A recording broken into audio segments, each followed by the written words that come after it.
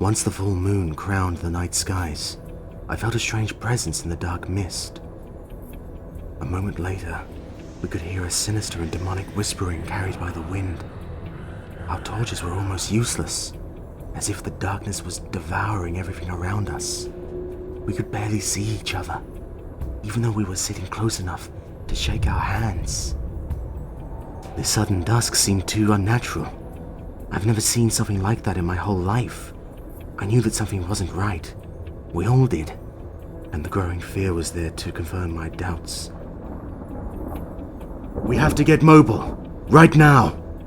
I gave out an order to form a line of people, as that was the best way to walk in this complete darkness.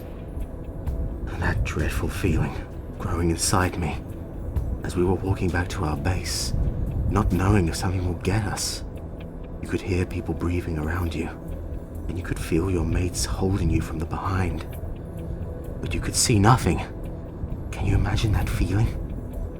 That was certainly my worst experience so far, and probably the longest and the darkest night in my life.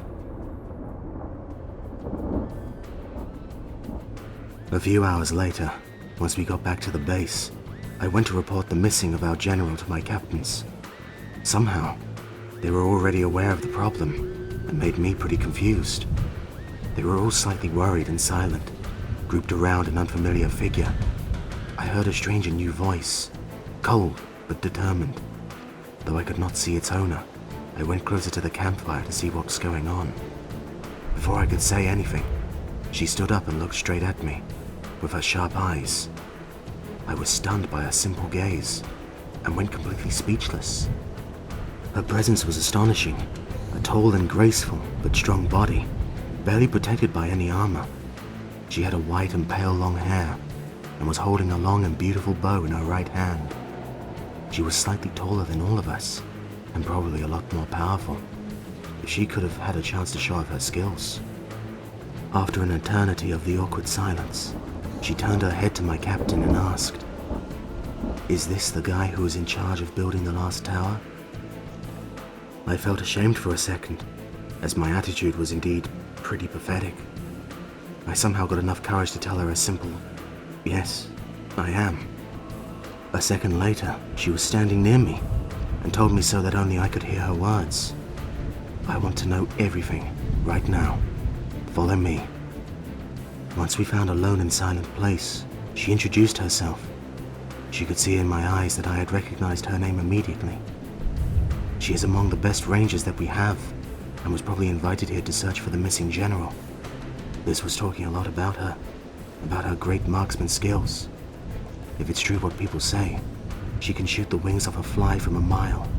I did not dare to ask for the confirmation, nor was I able to tell anything else. After she gave me a brief moment to put my pieces together, I explained her everything. I told her about our construction mission, about the final general's order, and, of course, mentioned the strange whispering that could be heard. At the mention of this last thing, her eyes grew wary, and the air around us got colder. She asked me if I could repeat the words, but I could not. The demonic language was completely unknown to me. "If it's true what you say, I am afraid that our friends are lying dead somewhere, not so far from your last position."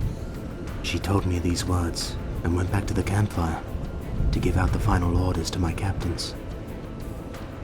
A moment later, she was no more. We were all standing there, looking confused, as if someone erased our minds. I did not know what to do, or where to go. I am really hoping that she is going to find my friends, even if they are dead. What if the same creature attacked my brother and sister? Are they alive? If yes, for how long? My friends are all looking at me, hoping to see at least a small piece of hope, cornered somewhere in my heart.